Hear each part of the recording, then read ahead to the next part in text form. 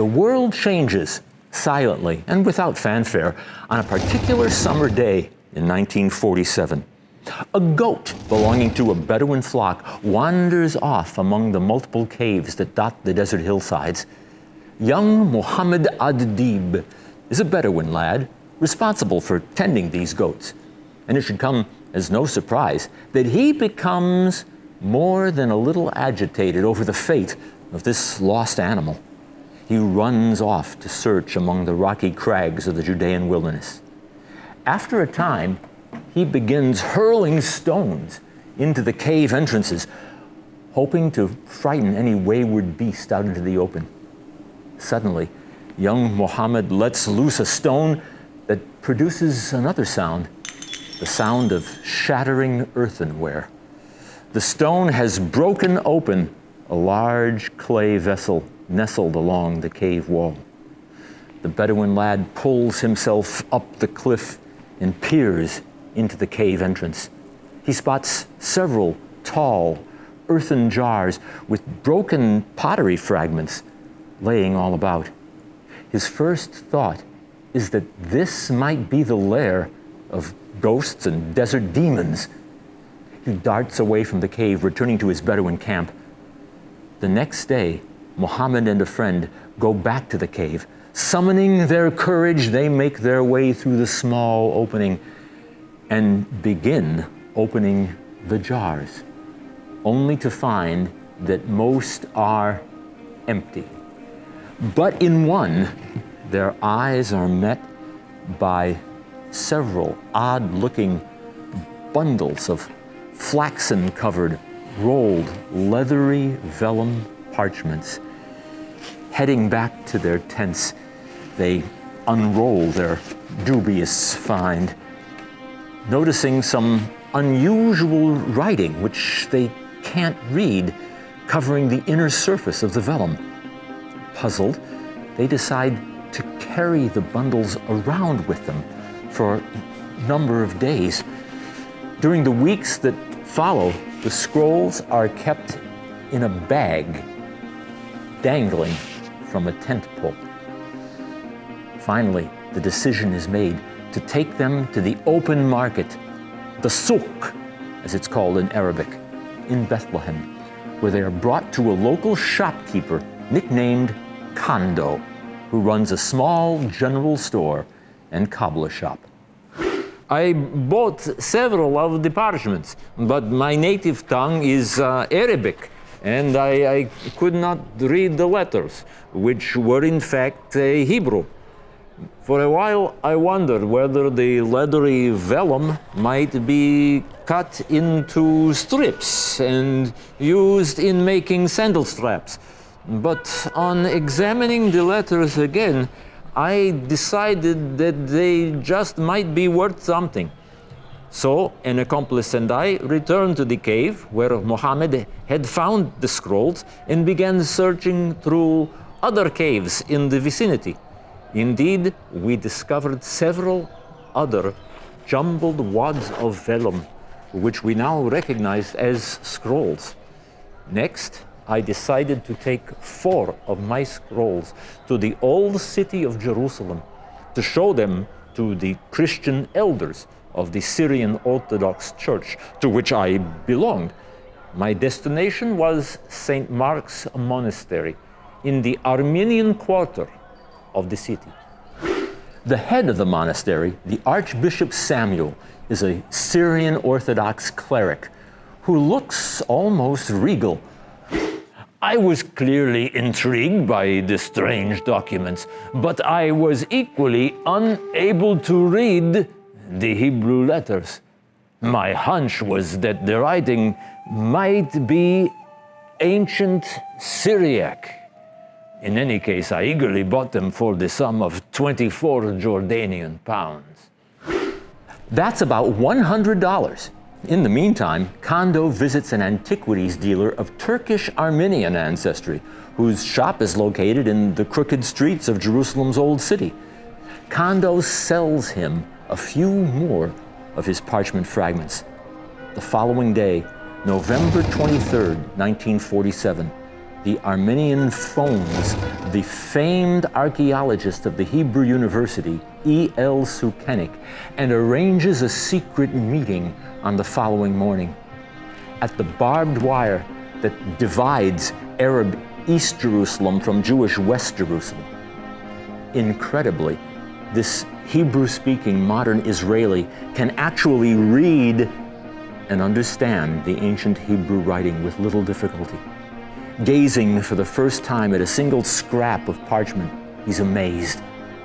On November 25th, 1947, he writes in his journal, "Today I met the antiquities dealer. A Hebrew book has been discovered in a jar. He showed me a fragment written on parchment."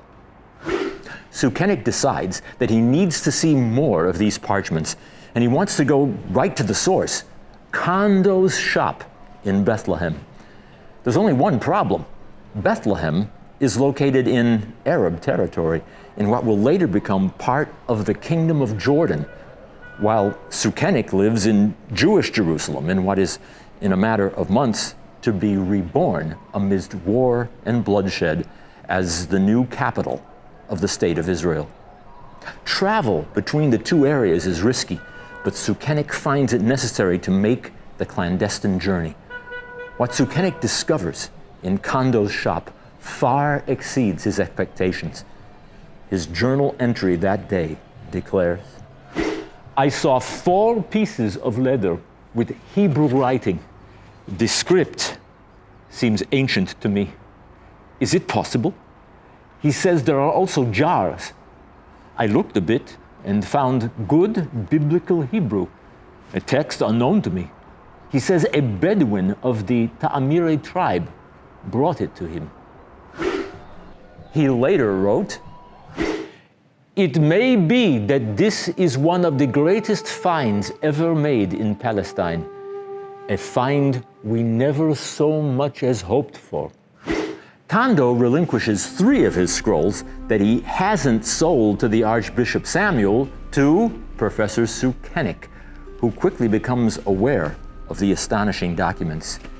He has acquired a partial text of the book of Isaiah, written by the hand of a Jewish scribe 2 centuries before the Common Era. Secondly, a collection of non-biblical psalms, which look like biblical psalms, but which had never been seen by modern eyes until 1947.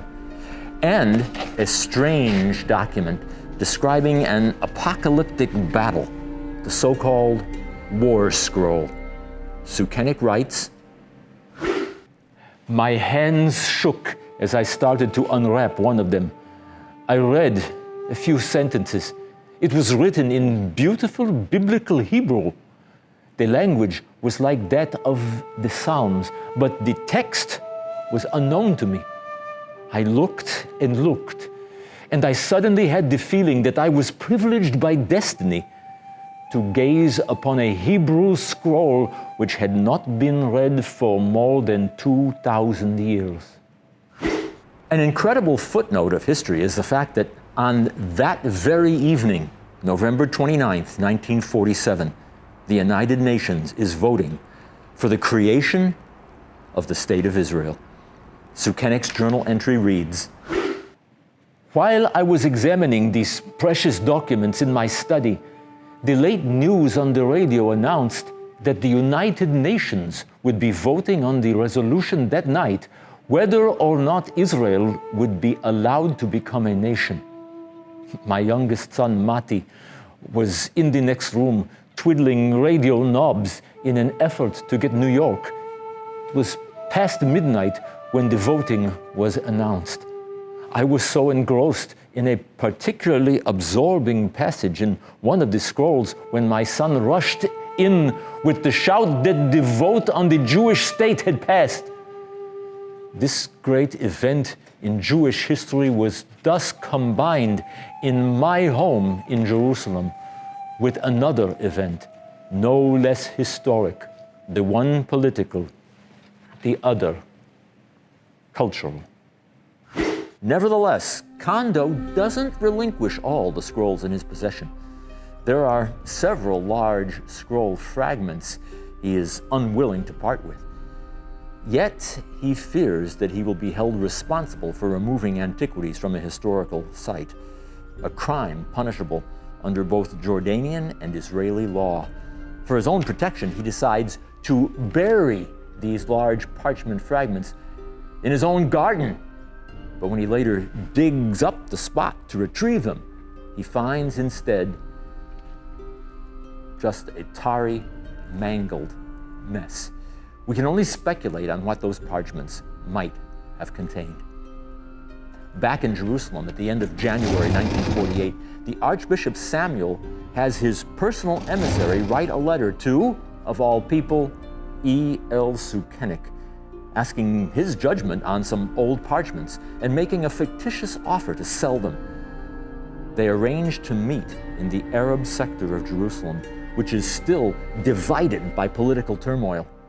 Sukenik uses the occasion to borrow 4 mysterious documents, which he now takes home to examine. These parchments, it seems, are even more valuable than his other 3. Identifies their contents. Another scroll of the book of Isaiah, some 24 feet in length and virtually entire and complete, containing all 66 chapters. A previously unknown commentary on the small and often overlooked biblical prophet Habakkuk, or Habakkuk, unknown until this year, 1948. A manual of rules for membership in an exclusive Jewish religious order, most likely the order which wrote the scrolls, and a clever reworking of the book of Genesis, the so-called Genesis Apocryphon, containing many previously unknown expansions on the biblical account. Of course, Sukenik eagerly offers to buy them, but when they meet again, the emissary merely takes them back, refusing to sell and offering no explanation. Undaunted, Professor Sukenik now sets to work transcribing and editing the 3 scrolls remaining in his possession. He publishes the first of the documents between 1948 and 1950. But the scrolls aren't instantly heralded as a major find. Many in the academic community, such as the famous scholar Solomon Zeitlin, don't believe that the scrolls are authentic. The charge is medieval forgeries. Documents that old simply don't survive for 2,000 years in caves. They must be forgeries. But others are convinced that these do in fact date from the days of ancient Judea in the first 2 centuries BCE. The Hebrew letters are similar to those found on tombs and other stone monuments from the same period. Eventually, the scrolls are subjected to radiocarbon-14 dating. But since an unacceptably large amount of scroll material would have to be destroyed in this testing, the decision is made to test the scroll covers, the flaxen material enshrouding the parchments themselves, which the Bedouin had pulled away to reveal their treasure. The tests are conducted by a scholar from the University of Chicago, who establishes that the material is fully 2 millennia old. The date arrived at for the flax is 33 of the Common Era, plus or minus 200 years. In other words, the scroll covers may date from as early as 168 BCE and no later than 233 CE. Of course, the scrolls themselves might be even older than the flaxen covers meant to protect them.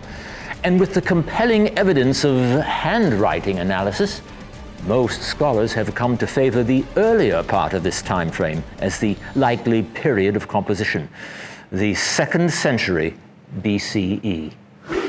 But in the meantime, the archbishop has other plans for his treasures.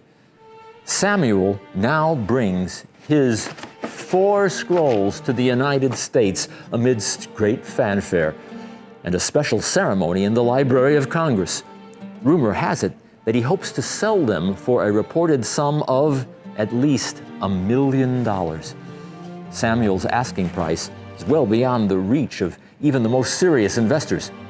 5 years of frustration follow, and Samuel finally decides to run a blind ad in the June 1st, 1954 Wall Street Journal. It reads, "Miscellaneous for sale, the 4 Dead Sea Scrolls. Biblical manuscripts dating back to at least 200 BC are for sale, and this would be an ideal gift to an educational or religious institution by an individual or group. Box F 206, The Wall Street Journal." Quite by coincidence, E.L. Sukenik's adopted son, Yigael Yadin, an archaeologist and Israeli political figure in his own right, happens to be in America at the time. One day, he receives a call from a friend who has noticed this unusual ad in the Wall Street Journal. Could it be that these are the very scrolls his father had hoped to buy years earlier from the Archbishop's emissary? Convinced that this is the case, he proceeds to negotiate for the purchase of the scrolls through a bank acting as a neutral broker. In this way, Yadin manages to acquire, for a sum of $250,000, all 4 scrolls on behalf of the State of Israel. A total of 7 Dead Sea Scrolls are now in possession of the Jewish state. They're so highly valued that a special museum is constructed specifically to house them, the Shrine of the Book. For quite some time, it's thought that there are no more scrolls to be found in the wilderness of Judea. But with the discovery by the Bedouin of additional manuscript finds, there begins a virtual race to scour each and every cave up and down the shores of the Dead Sea in a Middle Eastern version of the great California gold rush. The only real question is, who will get there first, the archaeologists or the Bedouin? In 1949, the archaeologists make their own concerted effort, an expedition organized by Father Roland Deveau and Gerald Harding of the Jordanian Department of Antiquities. There are also expeditions from the prestigious École Biblique, the Palestinian Archaeological Museum, and the American School of Oriental Research. The caves are numbered according to the chronology of their discovery. In Cave 3, a most curious artifact is found, unlike all the others, which have been written on dried animal skins. This item consists of 2 broken rolls of pure copper, so oxidized that the archaeologists are unable to open it. Unlike the other scrolls of parchment or animal hide, this broken scroll was literally pounded into sheets of copper. and it oxidized over the centuries. It had gone brittle. It cannot be opened. It has to be sawn into little arcs, which are laid one next to another. Some of the letters are inadvertently sawn through, but it couldn't be helped.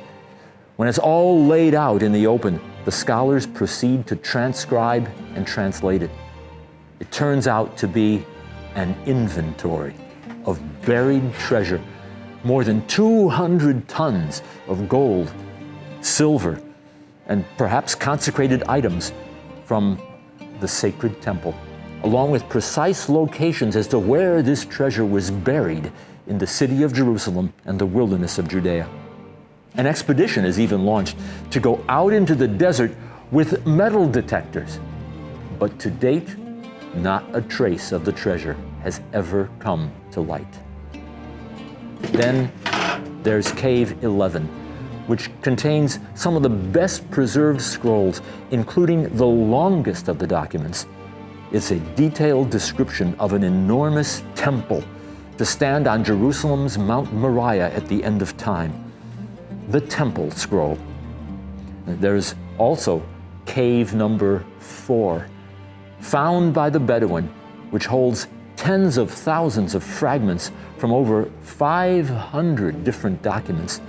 Some of the most important of these include a letter, apparently written by the founder of the ancient sect that lived here, and fragments of another rule book for the sect called the Damascus Rule, as well as assorted ancient prayers and blessings, and previously unknown, unread commentaries on the biblical books of Isaiah, Psalms, Hosea, Nahum, and Habakkuk.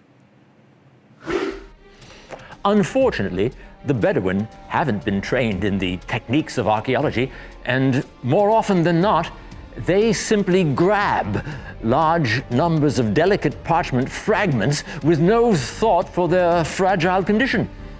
In archaeology, it's vitally important that artifacts be found in situ, that is, in place, without being moved or removed. It's all part of establishing their so-called provenance, or precise place of origin.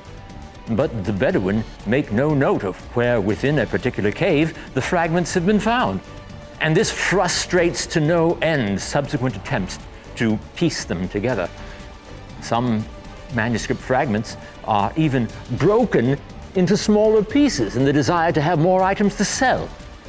All in all, serious damage is done in those early years to the scrolls being retrieved. In the end, the Kingdom of Jordan decides that the best way to get the Bedouin to turn in their scraps of parchment is to buy them. Even though the Bedouin have pilfered the parchments illegally, the Jordanian government sets an official price, the equivalent of $2.50 per square inch of inscribed surface. It works. Over time, more than 40,000 fragments are turned in from Cave 4 alone. The Palestine Archaeological Museum, now called the Rockefeller Museum, also puts together, in September of 1952, a team of 8 scholars, a committee, which is given the daunting task of piecing together and deciphering the mountain of fragments. Included are scholars of great renown, such as John Strugnell and Frank Cross of Harvard Divinity School. Curiously, Israeli scholars are not represented. To be sure, the rush to obtain more scrolls is fierce, making it all the more difficult for scholars to examine them once assembled.